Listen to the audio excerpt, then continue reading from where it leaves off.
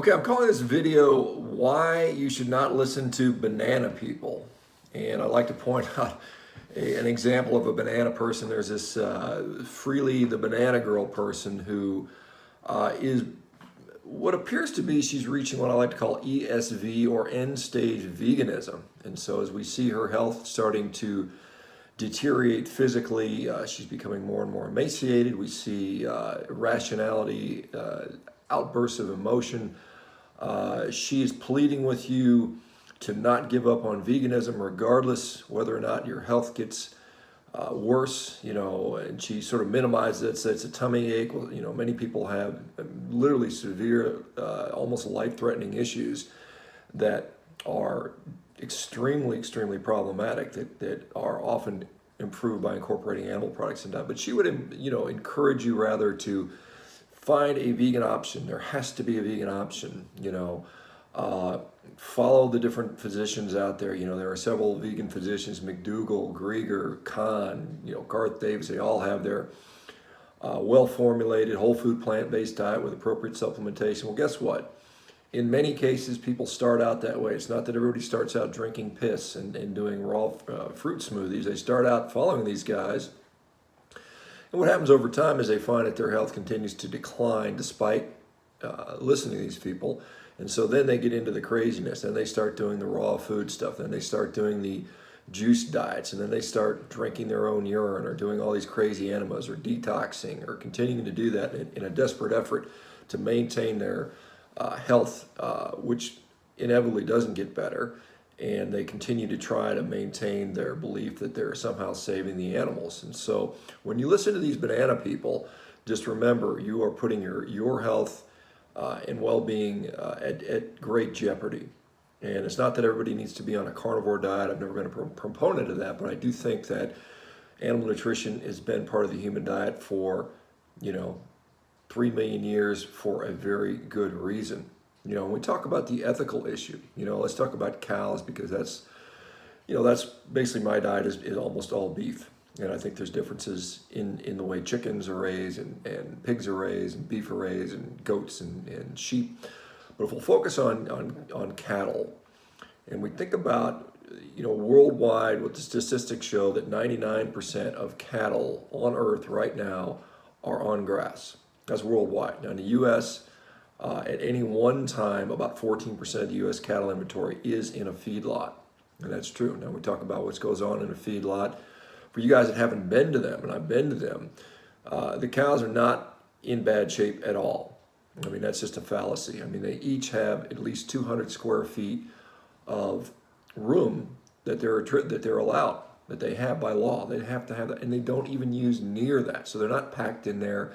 They're not sitting there force-fed in a box eating grain all day. In fact, the diet is mostly still foraged.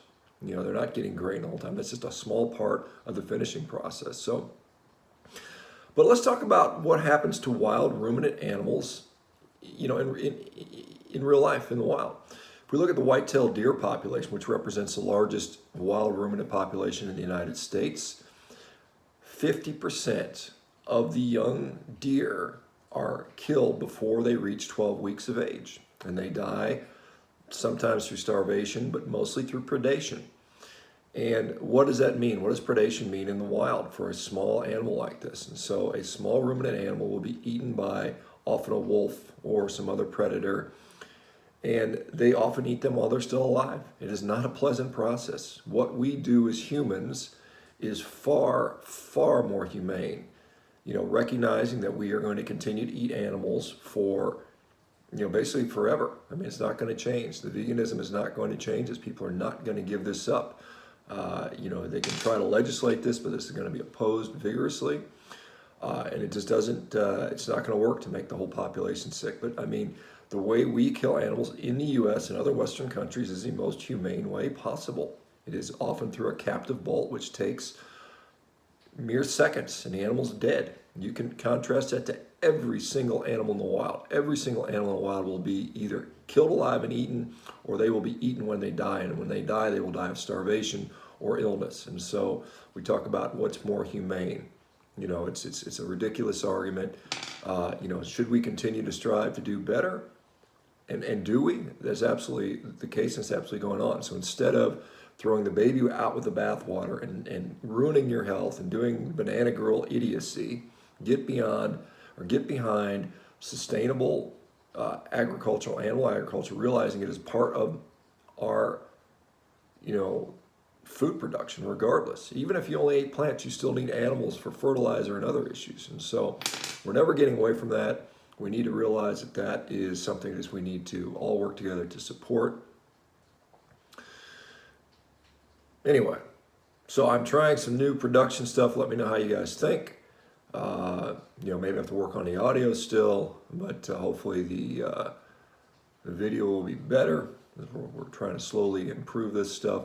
Check out meatheals.com. Book will be out soon if you want to pre-order that. World Carnivore Tribe. We've got about almost 27,000 members. Go there if you want to get some support for doing a carnivore diet. We've got Sean-Baker.com, lots of useful links and discounts on meat. I think we need to, and this is something I'm going to be working on, is trying to develop a coalition between ranchers, direct to consumer. I think it's important. I know there's some companies that sort of do that, but I think with the growing carnivore movement, this is also something that needs to happen. I think we can as a community really do a lot of good there. So there's a lot of exciting things to come. We're also going to be starting trying to organize the carnivore community a little better to try to spread this. Let's see if we can get a million people on board, within the next year or two. I think that's very doable. This is something we need to explore and see, because so many people are seeing such positive health changes with this, and I think that's great. Got some great podcasts coming up. We got Alan Savory on the podcast. We just had Gary Taubes on there. We've got, I think Tim Sheaf's going to be coming on the show. Bobby Risto is going to be coming on the show, talk about their vegan experience. Just some really, really informative stuff. I hope you guys are listening to the HPO podcast and you guys support that. Thanks for watching the channel. Do the like, do the subscribe things. Vegans, do your thing, do your commenting. It's always comedy to watch what you guys put up there. Tell me how I'm going to die and blah, blah, blah, and how awful I look. Again, I just remember I just won the World Indoor Rowing Championships, won my class by 5 seconds. One of the fittest guys over 50 on the planet with regard to that particular stuff. 0 coronary artery calcium scan. I'm not going anywhere soon. So, for you guys that are wishing for my death, not going to happen through disease. I can tell you that. Anyway. All right, guys. We'll see you on the next video. Take care now.